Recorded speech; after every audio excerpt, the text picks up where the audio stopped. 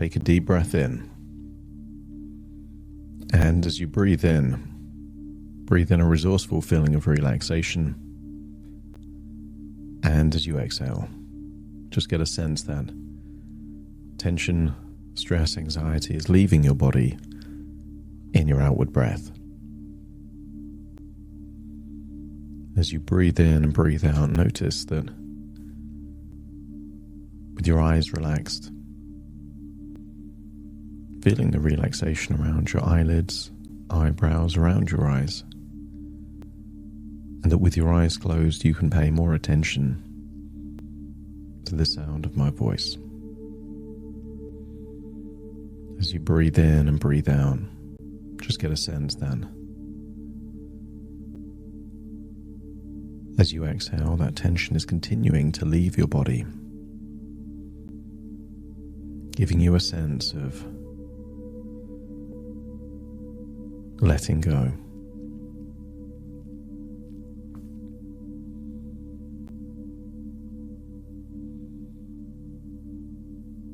I want you to use the power of your imagination to imagine a football stadium. And I want you to imagine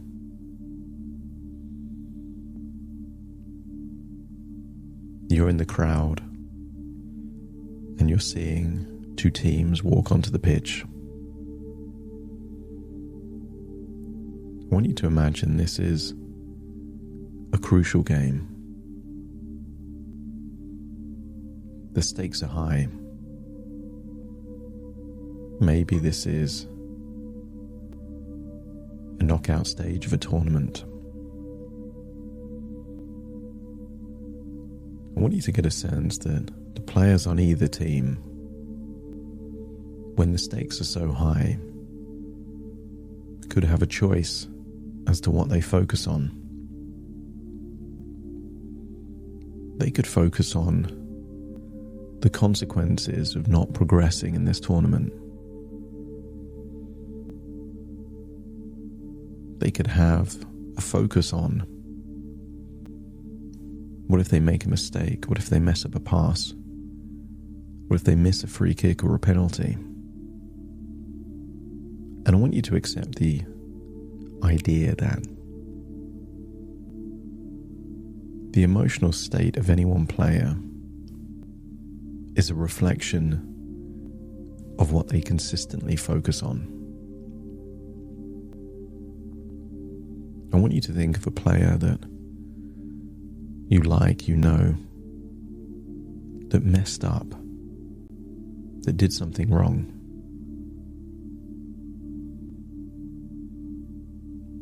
Perhaps you can even remember what they did that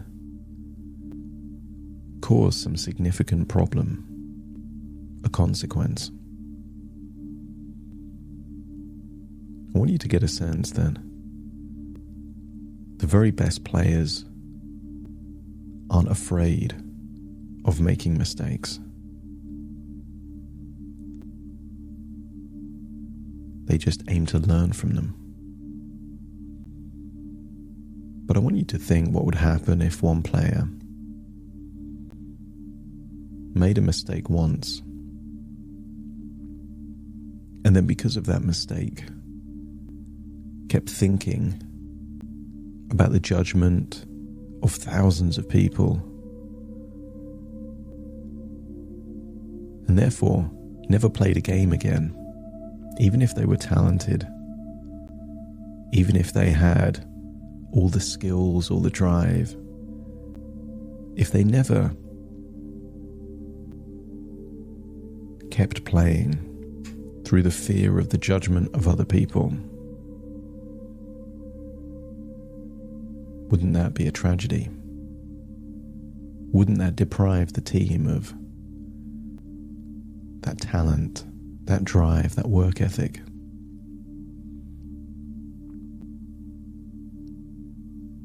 Perhaps that time that you can recall when that player missed or made a mistake, maybe you felt judgment towards them. But at the same time, that judgment didn't actually affect that player.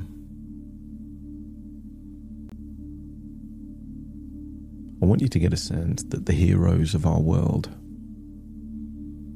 aren't the cowards that don't do anything through fear of the judgment of other people. The true heroes of the world are willing to move forward, knowing that they'll be criticized, they'll be judged, everyone will have an opinion, but they use it for them rather than against them. I want you to imagine that the very best players,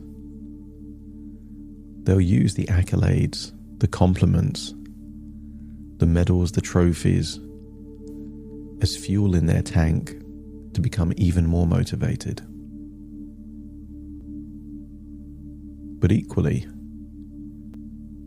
sometimes there is more power in the judgment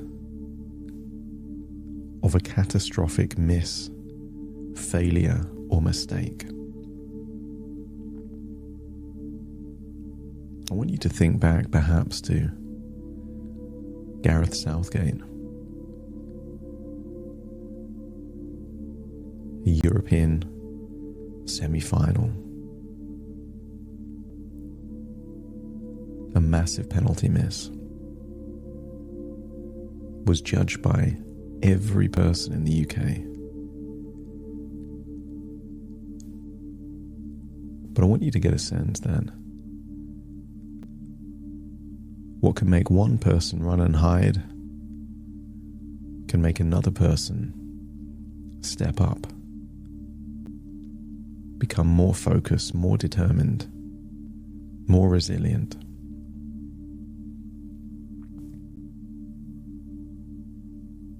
Where focus goes, energy flows.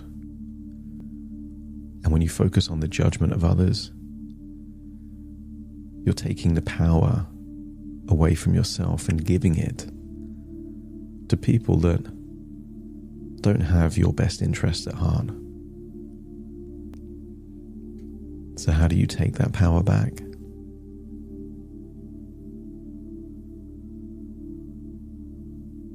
You can take the compliments and the praise and allow it to be fuel. But you want to take the criticism, the judgment, the opinions of others, and make that even stronger fuel. I want you to imagine that whatever game was playing is now finished. You're just there in this stadium all on your own. Floodlights still on. And just imagine that you walk down into the center circle, surrounded by these lights. And I want you to imagine that maybe there's 60, 70, 80,000 chairs all around this stadium. Even if it was filled with people, how does their judgment actually affect you?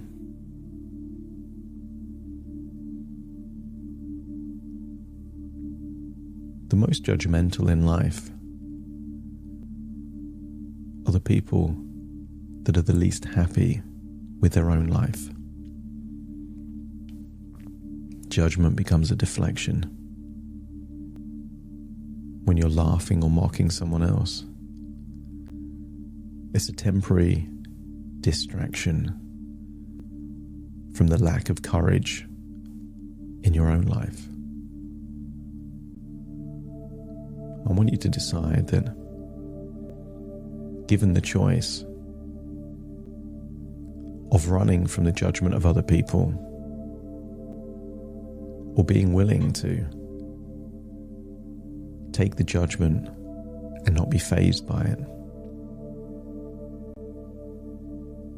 it's an easy choice to make.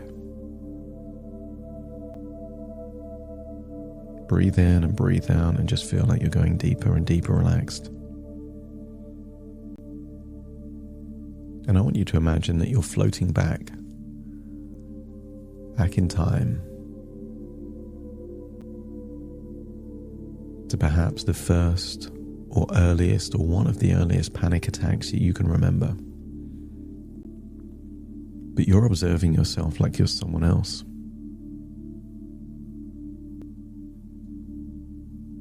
I want you to see what led up to that panic attack. But I want you to imagine that you can read your mind. You can remember that thought that you had back then. And just observe yourself like you're watching a theatre production of it all happening again in front of you. Not in your body, but seeing yourself like you're someone else. And I want you to realize that what made that so distressing was the lack of preparation, the lack of expectation, the unknown. And I want you to see back then that because it was so unpleasant, that you learnt the wrong lesson. Back then, you thought whatever caused that panic attack was the cause of the panic attack. And it wasn't. The real cause of the panic attack was not what was happening outside of you. It was happening inside of you. Thoughts, beliefs, evaluations, even the way in which you were breathing. But you know better now. And I want you to imagine, with all the knowledge that you have, rewind and replay all the moments that led up to that panic attack, the way you would want to see yourself behaving in that moment. Change your inner dialogue to inner dialogue that you can handle whatever the situation is.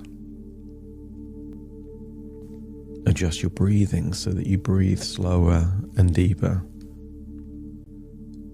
Adjust the muscle tension so that you feel and see more relaxed, more comfortable in your skin. That any inner dialogue or thoughts, useful, helpful evaluations, if there's rapid thoughts, one after the other, just slow them down into slow motion so that you can observe yourself, knowing what you now know, handling that same situation very differently. And if you can see yourself doing what you're doing in a way that no longer leads to a panic attack, just let me know by nodding your head. I want you to get a sense that a panic attack is what your body does when it feels it's got no other option, a last resort, the equivalent of a bee sting. Many bees die when they sting, so they only do it if they think they have no other options left. That immediate boost of adrenaline is not good for your body to produce that much adrenaline and dump it so quick. So it's only done in extreme situations. But as you observe yourself, I want you to observe that when it happened that first time, you didn't know what to expect. It felt so distressing that you created coping strategies and belief systems that were designed to keep you safe. But in doing so, it increased the probability of more anxiety as you gave power to variables outside of you rather than your own thoughts, your own breathing, your own actions. I want you to imagine climbing in your own body before it even happened, knowing what you now know, with a different attitude. That if you can live this experience with no fear of a panic attack, with the belief that your resources are sufficient to handle whatever's happening, then if you deal with this one panic attack, you don't need to be afraid of any future panic attacks. Feel like you're in your body in the events leading up to what happened, but feel a powerful feeling of resourcefulness. That could be belief, could be relaxation, could be confidence, inner strength. Feel those resourceful feelings and adjust your body so you have the physiology and the breathing of someone highly resourceful.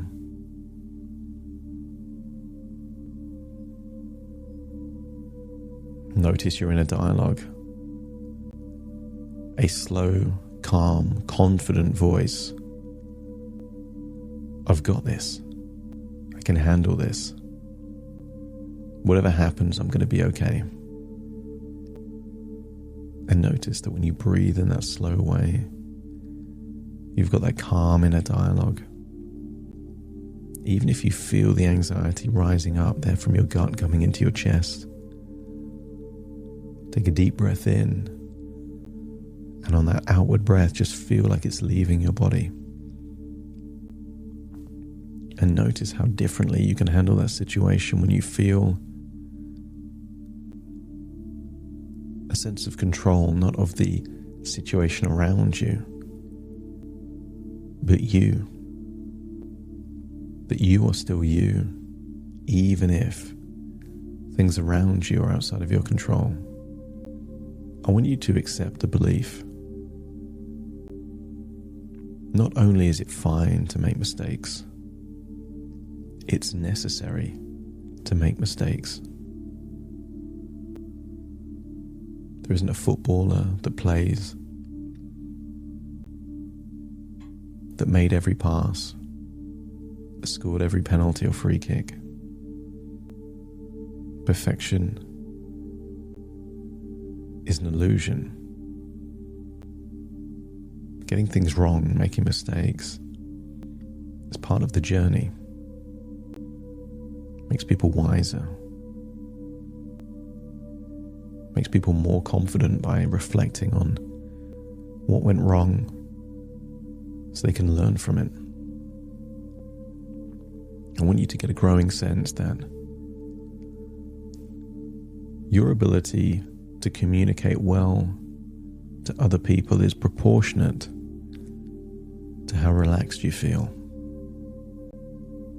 As you breathe in and breathe out, just notice that it's easier to feel relaxed when the stakes are low. That's why you can feel relaxed talking to friends, people you know. No fear of judgment, no fear of getting things wrong. I want you to get a sense that you are immune from the fear of judgment from other people. The only judgment you care about is your own judgment.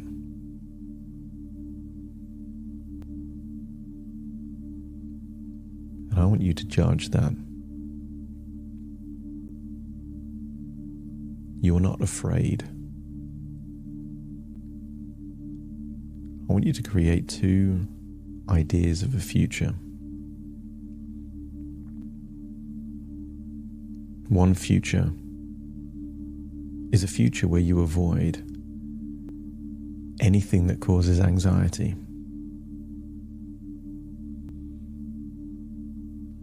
With the perception that that is somehow safer.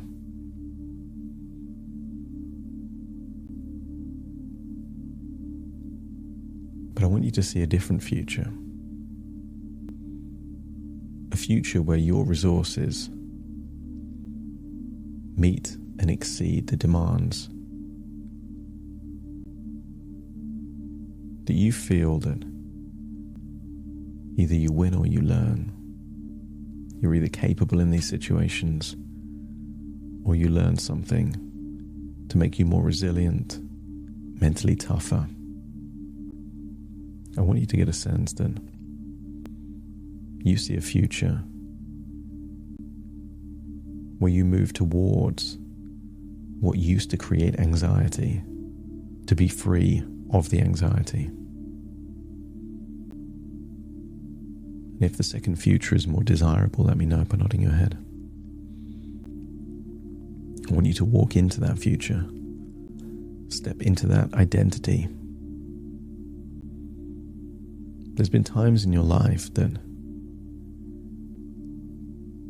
you did the courageous thing, and by doing the courageous thing, it changed your own perception about yourself as to what you could or couldn't do. I want you to reactivate the courage within you with the deliberate purpose of strengthening your courage. If going to a gym can make your muscles stronger, what can make courage stronger is simply doing the thing you don't think you can do. That's what courage is needed for. To feel the anxiety, feel the fear, and still believe your resources will rise to meet the challenge. And in doing so, most times it does. I want you to accept the suggestion that 99% of fear is an illusion. It doesn't exist.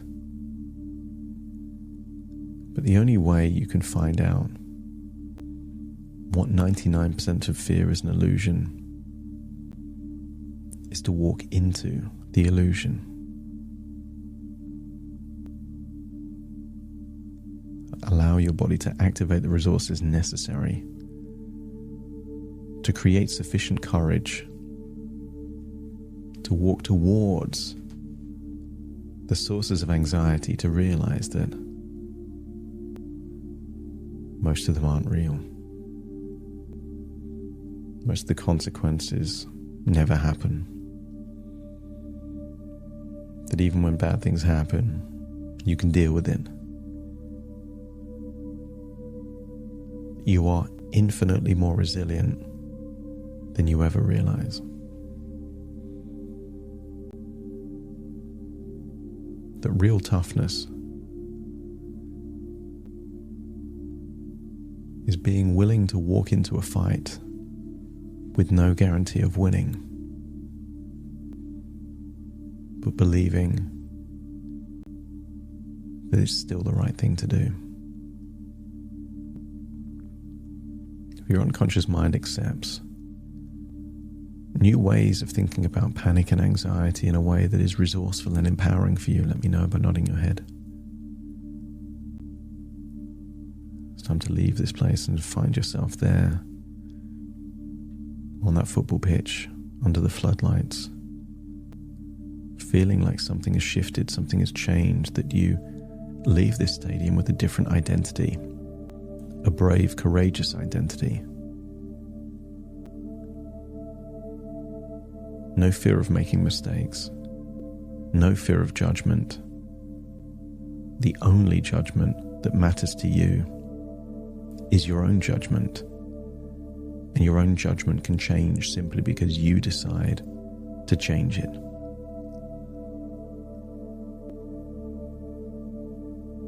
Take a deep breath in through your nose and out through your nose as you return to the present, away from these thoughts within thoughts, ideas within ideas, dreams within dreams, fully in the moment. Wiggle your fingers, wiggle your toes, get a sense that all parts back in the present, listening to me right now.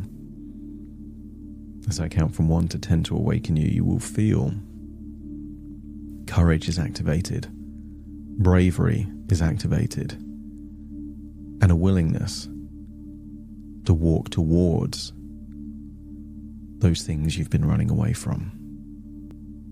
Starting to count 1, 2, 3, waking up. 4, 5, 6, more alert. 7, 8, open your eyes, open your eyes. 9, 10, wide awake, wide awake, wide awake.